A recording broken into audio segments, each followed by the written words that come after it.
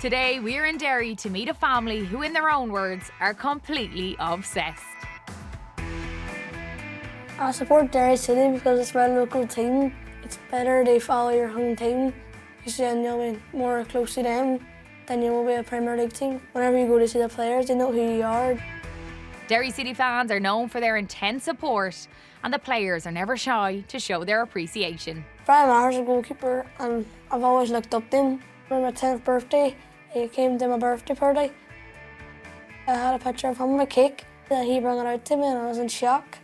I didn't know if it was real or not. It's a close community, so every Friday night the games are on. We all go as a family. For me, it was a good way of building my relationship with the boys. I think it'd be a bit tricky if we support different teams. There'd be some boys not getting breakfast in the morning. Today is a big day in the Aviva. Derry are facing Drogheda in the cup final, and the fans have come in full force. Let's go! You're up at 7. The bus took 5 hours, but we don't care. We're here now. I think it's going to be 2-1. 3-1 today. Derry's going to win in penalties. My prediction is 2-1 Derry. No other stadiums as big as the Aviva. It's a special stadium.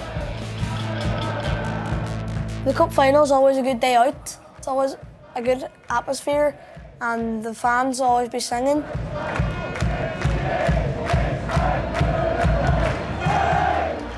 It's lovely to see so much people from one town support one team.